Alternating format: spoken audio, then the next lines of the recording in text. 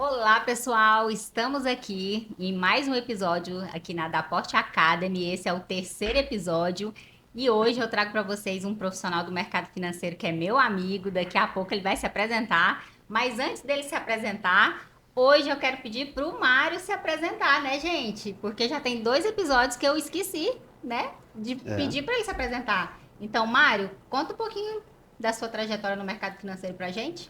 realmente, no primeiro dia eu estava mais nervoso do que tudo, né? Aí eu nem me apresentei. Então, eu sou mestre em economia, né? E no mercado financeiro atualmente sou gestor. Tenho as certificações todas, que da Ambima e até da APMEC também. Então, CGA, CGE, CNPI. Fui professor da UFG também por algum tempo. Já estou no mercado aí quase já vai dar uns 10 anos já. Se já estava fazendo as contas, já vai dar 10 anos. Nossa, muito bom.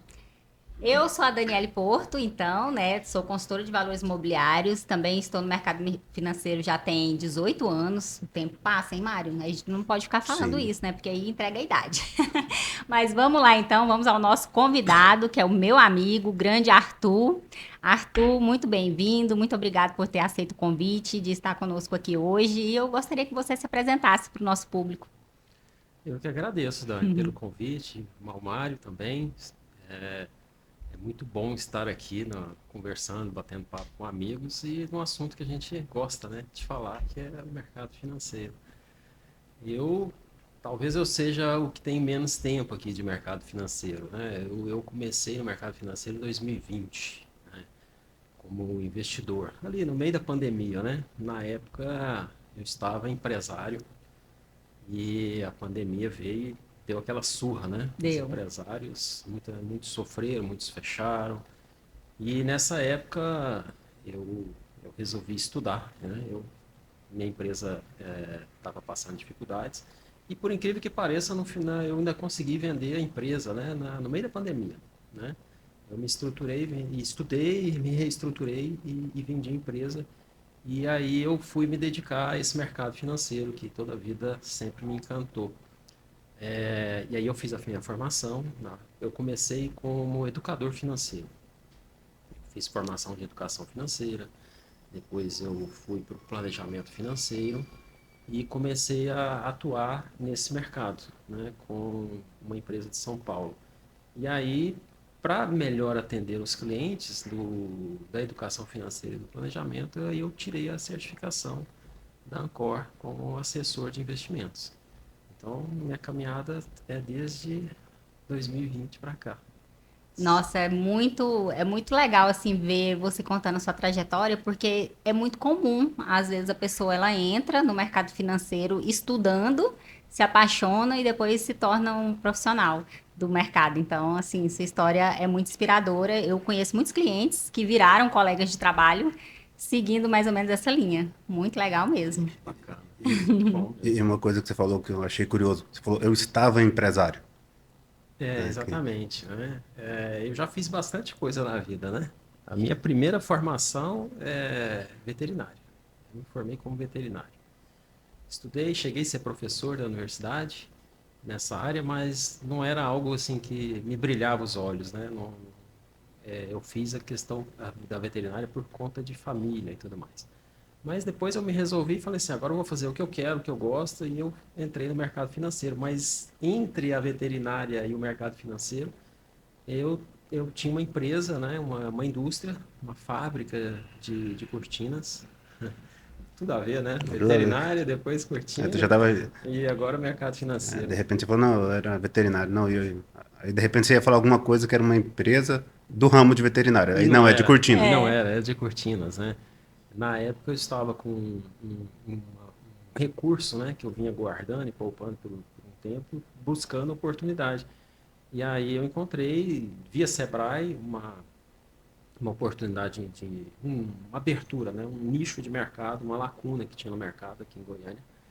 E aí eu entrei e realmente essa lacuna existia e eu me dei bem. Tanto é que no final eu vendi a empresa, né? Compraram a Na empresa pandemia, né? na Vendendo na pandemia, no pandemia. meio da pandemia. E a empresa estava bombando na pandemia porque as pessoas ficaram em casa E a partir do momento que elas começaram a ficar em casa e tendo que trabalhar em casa, elas perceberam que não tinha tanto conforto em casa, né? Precisava. Então, assim, as vendas de cortina nessa época explodiram. Aí o pessoal começou a reformar a O casa, pessoal né? reformar a Começou casa e a tudo olhar mais. mais para aquele ambiente. Eu lembro, foi É exatamente assim. exatamente isso que aconteceu. E aqui estou. Bom demais. E hoje você atende mais empresários ou outra área? Eu pergunto porque, como você era empresário, né? Às vezes você começou atendendo seus próprios amigos. Conta um pouquinho pra gente como que começou isso. Então, por incrível que pareça, eu não tenho muitos empresários na carteira de investimentos, né, na minha carteira de clientes. Eu gosto de atender muito profissional autônomo, profissional liberal, né? Então, e eu tenho tentado focalizar mais nos médicos, até porque eu tenho muitos médicos na família, né?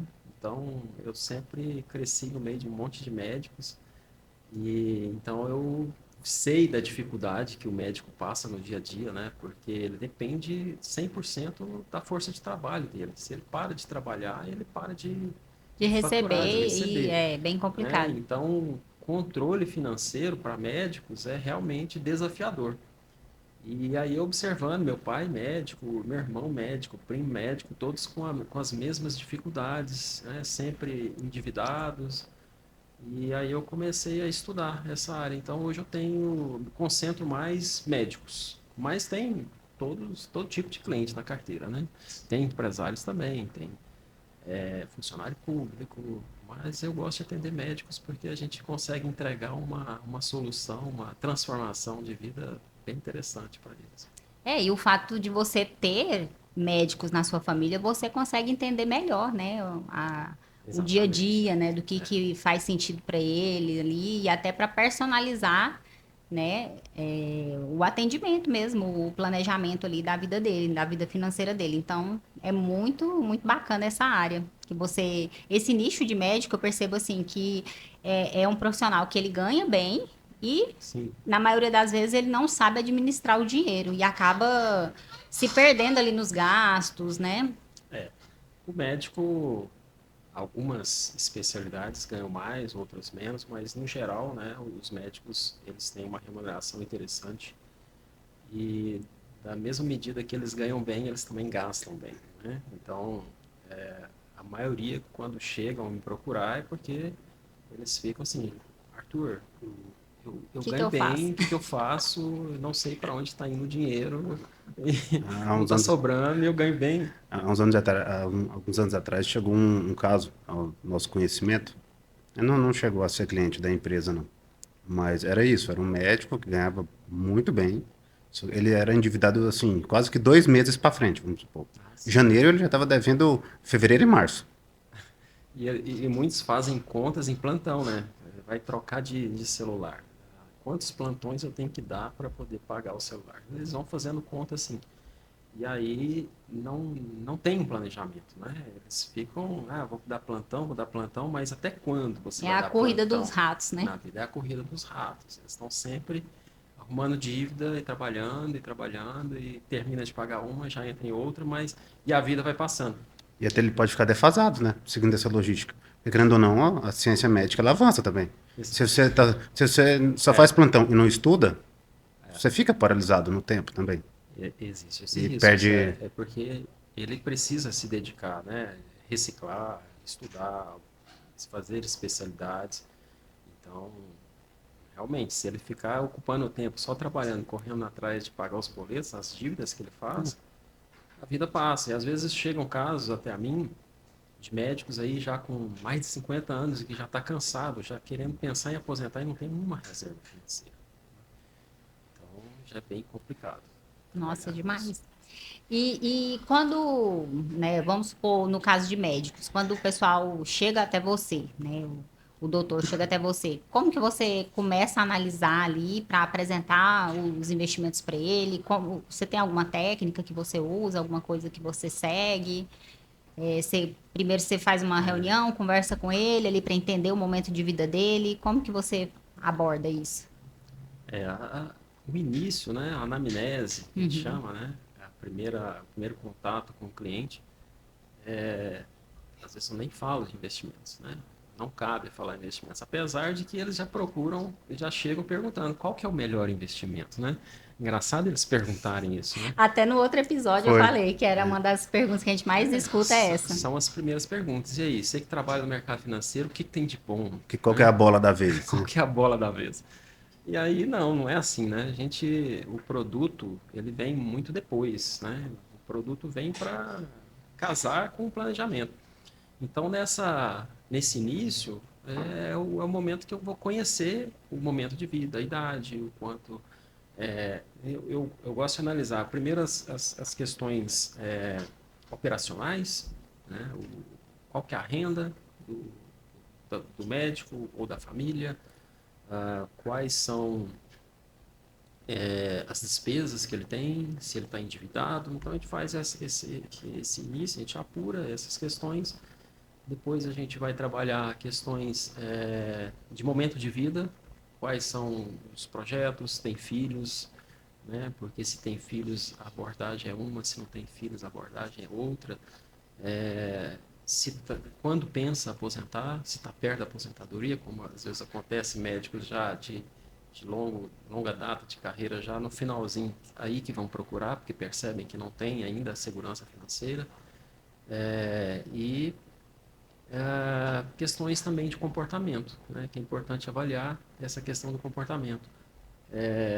Por exemplo, medos, né? O que não pode dar errado no seu planejamento, né? Quais são os medos que você tem? Tem medo de adoecer. Tá, tem medo de adoecer, então vamos, né? Seguro de doenças graves. Tem N, o mercado financeiro tem N ferramentas para a gente poder desenhar o planejamento. Porque o planejamento financeiro, para um cliente, ele é desenhado, totalmente personalizado, né? O produto, o investimento, é a última coisa que a gente coloca, né? Casado junto com essas... Então, faço esse panorama, né? A gente defende muito essa tese da personalização. Até assim, às vezes chega um cliente que ganha a mesma coisa que outra pessoa da família dele. E aí ele chega e fala, eu quero investir em tal produto porque meu irmão investe, está ganhando dinheiro. Só que aí quando você vai analisar, por exemplo, a vida dele é totalmente diferente da vida do irmão. Então, assim, às vezes ganha a mesma coisa, tem a mesma renda, mas com situações de vida diferentes. E isso tudo tem que ser levado em consideração. Exatamente. A exemplo, dentro de casa mesmo, né? Assim, meu pai é médico, meu pai já está aposentado, eu tenho um irmão médico, só que meu irmão médico, meu irmão mais velho, ele não é casado, né? Não tem filhos. Então, assim, uma carteira de investimentos para ele é completamente diferente de uma carteira de investimentos para mim, né? Que tem filhos, sou casado e tem que ter reserva de emergência, porque você tem os compromissos com os filhos, que os compromissos com os filhos você não tem como adiar, você não tem como fugir. Tá lá, a escola você tem que pagar. O solteiro não, o solteiro, ele, né, a pegada é outra, né? Então, a questão da renda não tem nada a ver, né? As pessoas que ganham a mesma coisa, o planejamento é completamente diferente. O momento de vida eu acho que manda muito, né? Manda. Quando a gente vai fazer no meu caso, uma consultoria, né? Que a gente analisa ali tudo para o cliente. E no seu caso também, ali, quando você vai fazer um planejamento, vai apresentar algum investimento para o cliente, porque o investimento ele tem que estar compatível com o momento de vida e também, né, com o perfil de risco da pessoa. Então, sim. O perfil de risco, até você falou que faz anamnese, né? Por exemplo, em corretoras tem um padrão que vem ali, né? Que a pessoa entra no aplicativo e preenche. Que aí vai falar lá se ela é conservadora, moderada ou arrojada, por exemplo. Mas no dia a dia, quando você conversa com o cliente, às vezes você aprofunda mais e você consegue realmente entender qual que é o perfil do cliente. Porque às vezes eu já vi casos de cliente que respondeu no aplicativo da corretora para dar aquele arrojado, mas na vida real ele não era arrojado. Exatamente. Isso acontece muito. É bonito, acontece muito, né? Eu sou arrojado, né? Exatamente. Então ele acha bonito ter esse título, né? Mas quando a gente conhece o cliente, a gente sabe que ele vai perder o sono, né? Com o investimento. A gente até brinca, assim, que você tem que ser arrojado para ganhar e para perder, né? Porque a maioria é arrojado só para ganhar. Isso. É. O pessoal quer ser arrojado só para ganhar. E aquele perfil de investidor, ele não é uma alegoria, né? Ele existe por um motivo. Existe Então, se a por um pessoa motivo. preenche de forma a viesar, de forma intencional, para dar arrojado, sendo que ela não é, vai Exatamente. ser ruim para ela mesmo. Vai. E faz parte também do profissional, independente, né, se é assessor, consultor, o gestor também, no meu caso, avaliar, identificar o perfil do cliente, né? Porque o profissional tem ele não pode adequar sugerir um produto com um nível acima, né? Mas ele pode falar, não, meu cliente aqui deu arrojado, mas como eu conheço o cliente, não, é menos, você é moderado ou você é conservador. Cabe ao profissional também ajustar ali mediante o conhecimento que ele tem do cliente. O ajuste fino é do profissional, né? Você vê, o cliente está com perfil arrojado, mas você sabe que Fala, o não, esse cara cliente não tem, vai não é dormir. arrojado, você sabe. Não Você é, olha pro cara, né? você sabe que não é. É. E os produtos variam muito, né? Assim, você tem até produtos, no caso de fundos de investimentos, que têm uma estabilidade maravilhosa, assim, né? Não oscila. Mas esse produto é para investidor arrojado. E o pessoal me pergunta, por que é arrojado se ele não tem oscilação? Prazo de resgate, né? Então, assim, às vezes o prazo de resgate é muito longo e a pessoa não se dá conta disso e vai lá e investe porque está pagando, sei lá, 130% do CDI, porque ele quer ganhar muito, mas a hora que ele precisa do dinheiro, ele vai pagar um pênalti, ele não vai ter o dinheiro de imediato. Os FDICs, por exemplo, que são fundos de direitos creditórios, né?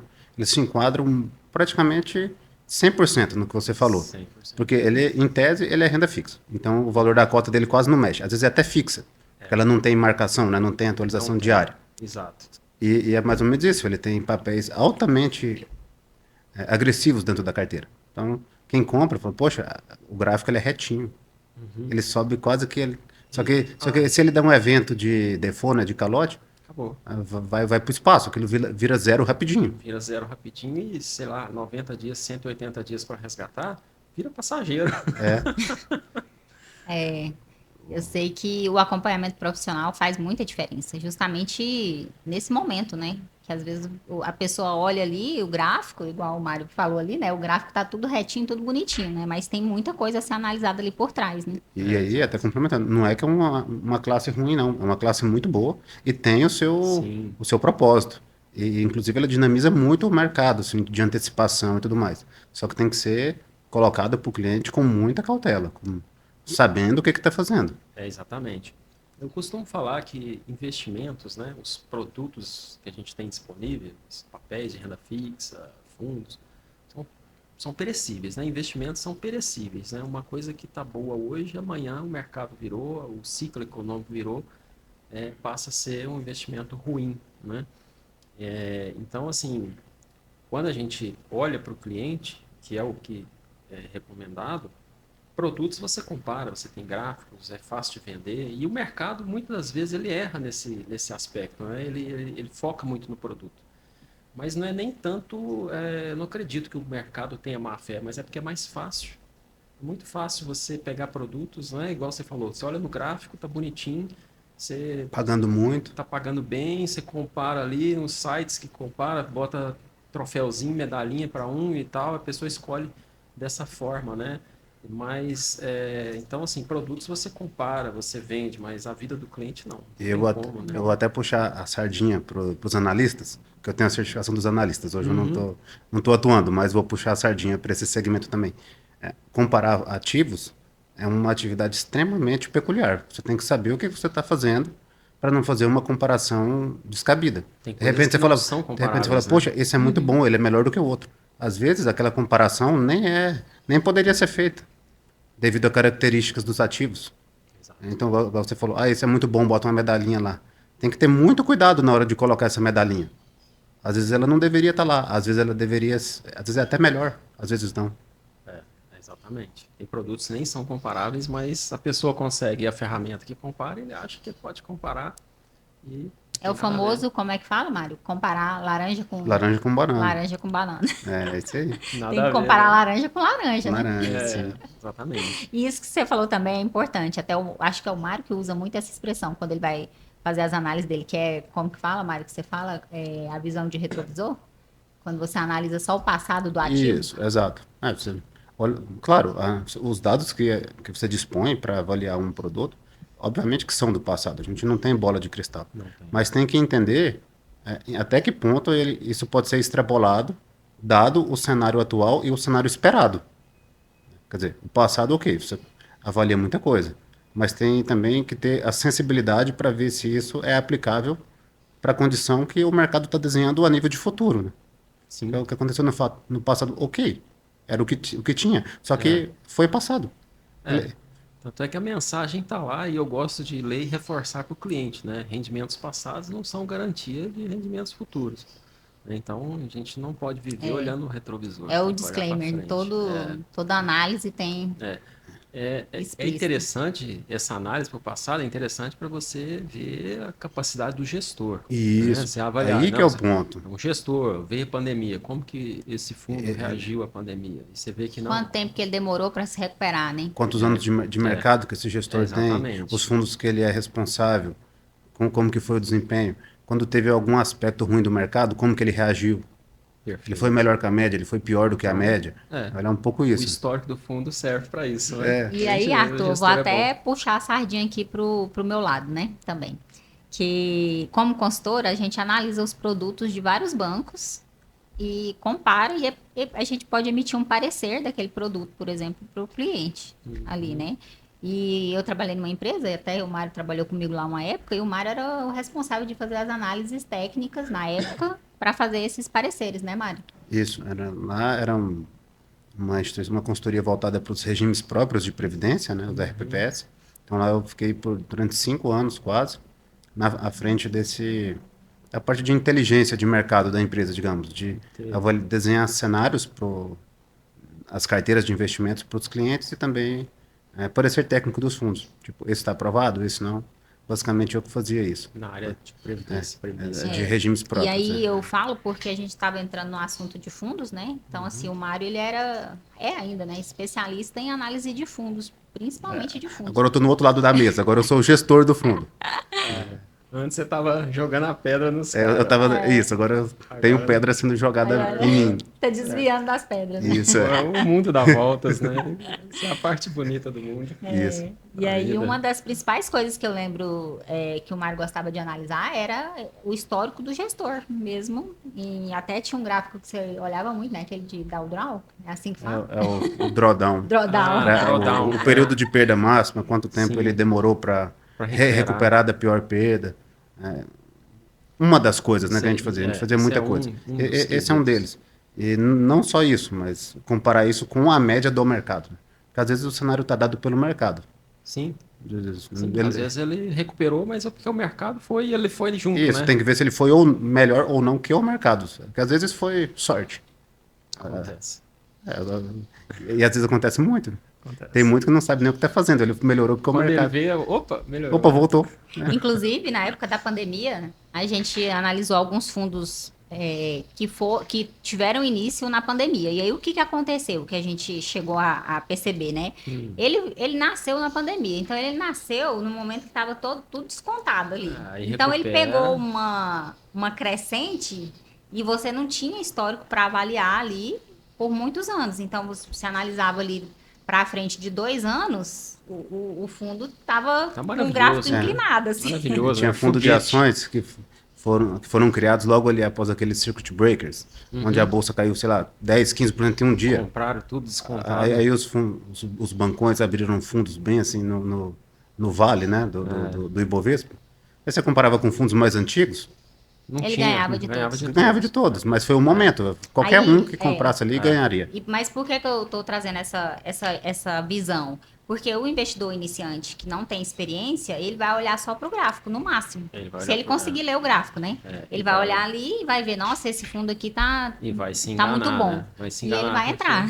Vai entrar enganado, achando que aqueles dados são reais, né? São reais, exatamente, mas são dados completamente enviesados. Né? E é isso, né? Eles são reais, são dados reais. São reais, mas enviesados. Só que tem que ser interpretados da forma correta. Aí que está o X, o pulo do gato. E é aí que cabe o profissional, né? Que o profissional vai mostrar isso para ele. Vai falar, por exemplo, numa comparação de um fundo que tem um histórico muito maior, de 10, 15 anos, e você pegar um fundo com histórico de 2 anos, nesse exemplo que eu dei, que começou na pandemia, a gente, como profissional, a gente consegue mostrar a solidez, né? Apresentar ali a solidez do outro fundo, por exemplo, e comparar, levando em consideração todos os pontos, não só o ponto rentabilidade, que eu acho que é importante, Aí né? até me surgiu uma curiosidade aqui. Tem o pessoal que quando qualquer movimentaçãozinha para baixo, assim, do ativo, já fica desesperado. Você tem muito disso aí na sua carteira? Olha, O eu jeito não, caiu um não, pouquinho, já fica doido, já quer resgatar, o mundo vai acabar. não, graças a Deus eu não tenho.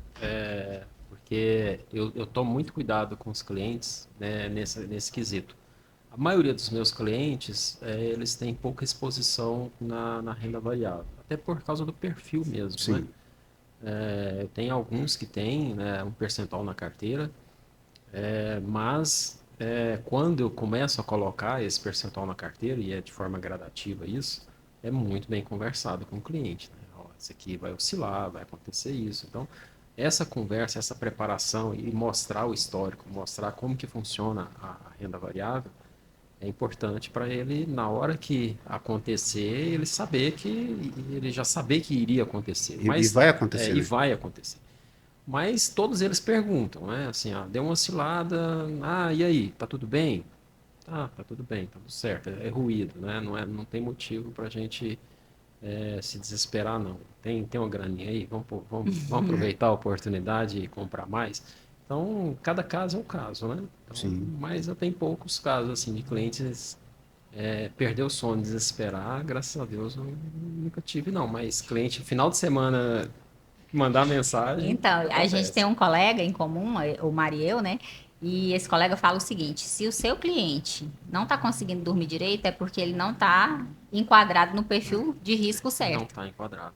Significa É, que alguma coisa deu errado ali no que ele está investindo. Então, com ele certeza. brinca isso. Ele fala: o investidor que investe conforme o seu perfil, ele dorme tranquilo. Dorme tranquilo, né? Ele dorme Ele tranquilo porque ele confia no confia, ele consultor, né? conhece, Então tá. exatamente. É isso. Então, isso aí é interessante falar. E uma coisa também, já que a gente está falando de produto, né? Eu vou puxar a sardinha mais pro produto, né? Puxando a sardinha. Porque a gente faz uma lista de assuntos para conversar, mas a conversa tá boa, a gente vai deixando rolar também, né?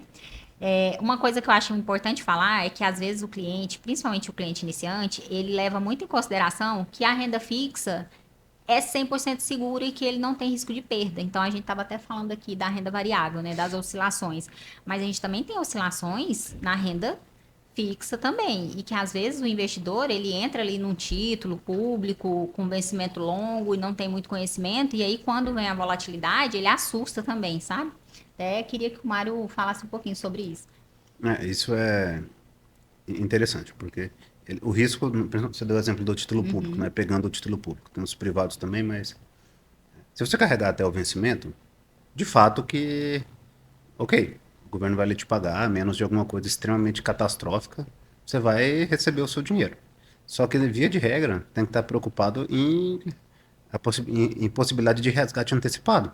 Sim, Porque se você precisar daquele dinheiro, a depender do ativo, em um momento que tiver muito descontado, você vai ter um prejuízo grande na operação. Isso, independente de ser título público. sim. A marcação ao mercado, né? Sim, Exatamente. e a gente vê muito, na verdade, eu não, como se diz, não estou mais desse lado da mesa, mas o que eu via bastante, geralmente o pessoal que adquiria o título público com a intenção de carregar até o vencimento, geralmente não carregava. Sempre acontecia alguma coisa, Ou surgi- às vezes não tinha conhecimento e é, comprava um título, vamos supor, mais longo, mas achava que podia resgatar a qualquer momento, que ele não ia ter perda nenhuma. a menos de, Fixo, né? É renda fixa, é fixa, como se diz, só que não é. E é uma coisa que as pessoas têm, só vou aproveitar esse gancho para colocar a dúvida disso, que a renda é fixa, né? Só que o que é não o preço não. O que é fixo é a forma de remuneração daquele papel. Então, Exatamente. É fixa. a, a, a forma da renda que ela vai ser calculada, sei lá, se vai ter cupom, se não vai ter cupom, mas o preço do produto, ele varia diariamente. E a dependendo do que for, varia muito até. Varia. essa questão entra novamente aqui no planejamento, né? E você estruturar esse planejamento para o cliente, porque e esse é um ponto que me preocupa com relação aos assessores de investimentos. Eles não, muitos, né? Eles têm profissionais e profissionais em Sim, qualquer área, né? Mas uma grande parcela não está preocupada com conhecer o cliente, em saber o momento de vida, se o produto cabe, né? Ele sai uma campanha e aí espalha essa campanha e ele quer fechar e empurrar, às vezes, o produto no cliente e é um produto que não cabe para o cliente. O cliente, às vezes, é um cliente que está perto de aposentar, você vai empurrar um título público, um vencimento longe, sendo que ele vai ter que sair no meio do papel antes do vencimento e aí ele vai sair na marcação a mercado e vai perder dinheiro, né? Então, na minha opinião, os assessores deveriam estar mais, né, puxado na formação do planejamento financeiro para evitar esse tipo de situação. exatamente. Inclusive, assim, ele sair antes não necessariamente significa que ele vai perder. Em Ele alguns pode casos, ganhar. ele pode ganhar também. E às vezes eu vejo, assim, colegas, né, do mercado financeiro, é, vendendo essa realidade de que ele vai sair em momento Sim. que vai estar ganhando. Só que, como fala, né, acertar o time exato ali nem sempre é tão fácil. Então, em alguns momentos você consegue fazer ali alguma coisa, mas o acompanhamento ele é mais complexo um pouquinho do que parece, né, Mário? É, E às vezes a pessoa erra É, mais querendo acertar do que. não é simples. Eu já vi muitos assessores fazendo isso. Ah, tem um título aqui, título público, tá muito bom e tal, a taxa é boa. Aí olha, o cliente olha o prazo e fala, não, mas esse prazo tá louco. Não, mas dá para sair antes. A gente pode sair a hora que você quiser. E não é assim, né? eu já, Exatamente. claro, não vou falar mal, eu não vou falar mal, mas eu já vi assim, até com título privado. Título privado é bem mais difícil de sair antes do vencimento, né? Você tem que vender no mercado secundário e tudo mais. Já vi muito, até pessoas O deságio conhecidas grande. falando, não, pode comprar aí, sei lá, a Debenture ou o CRI. Não, se precisar vender antes, a gente vende no secundário. Ah, vende mesmo, só que você vai Vende, perder 50% do valor do. vende. Vende sempre com deságio. É um É, tem, deságio gigante. tem que Prejudica o ter. cliente. Mas, igual você falou, eventualmente está com a campanha daquele produto. Aí ele Exato. está vendo o lado dele, não está vendo do cliente. Assim, não quero estender muito nisso, né? É o conflito de interesse que existe no mercado, né? É por isso que eu sempre falo assim que todo profissional que é ético, ele tem o seu lugar no mercado, né? Sim. Esses profissionais que às vezes trabalham de uma maneira antiética, né, digamos assim, é, ele não perdura, né? Às Não. vezes ele vai até um certo ponto ali, mas no mercado, o mercado financeiro a gente até brinca aqui em Goiânia, né, que é muito pequeno. Todo mundo conhece todo mundo. Então, quem é ético e anda certinho ali, indica, né? No nosso caso de consultores, né? Que indicamos, no meu caso, né? Nós consultores que eu falo da minha categoria. A gente tem essa possibilidade de analisar os investimentos do cliente como um todo, em todas as instituições que ele tem. Então, para a gente, tanto faz se ele tem na instituição A, na instituição B, a gente consegue fazer uma análise ali global. Uhum. O assessor de investimento, geralmente ele está ali com a bandeira de uma instituição. Isso. E às vezes aqueles que são menos éticos, né, ele vai vestir a bandeira dele mesmo, né? Ele vai Vai defender puxar a ali sardinha para ele, né? o que vai remunerar melhor, igual você falou, em campanhas e tudo. Então é muito importante o investidor que está ali do outro lado ter esse conhecimento de quem que é o profissional que está atendendo ele, né? Exatamente. E eu acho importante falar, assim, as campanhas são boas. Tem muitas campanhas que são maravilhosas, são oportunidades. Mas o profissional que tem que fazer esse filtro, né? Essa campanha aqui eu vou apresentar para qual cliente? Para qual cliente faz sentido eu apresentar esse produto, essa campanha? Aí sim, né? Não é disparar para todo mundo. Eu nunca disparo campanha para todos os clientes. Eu vou para aqueles clientes que Que cabe na faz carteira, sentido. que faz sentido. Pois é, nosso papo tá muito bom. Deixa eu olhar aqui nosso horário. A gente já tá quase caminhando aqui para o final, né? Ainda dá tempo de conversar mais um pouquinho, mas já te agradeço novamente, viu, Arthur? Você tá aqui, que é um conhecido nosso. E, gente, conta uma história aqui para vocês para descontrair, né? Eu me reconectei com o Arthur por acaso. Foi. Porque eu faço parte de uma associação que chama APOEF, né, de educadores do Brasil. E aí, tava batendo papo lá, de repente vejo o Arthur. E aí a gente começou a conversar, e aí eu descobri que o Arthur frequentava a mesma igreja que eu, há muitos anos atrás. Sim. E aí a gente já se conhecia.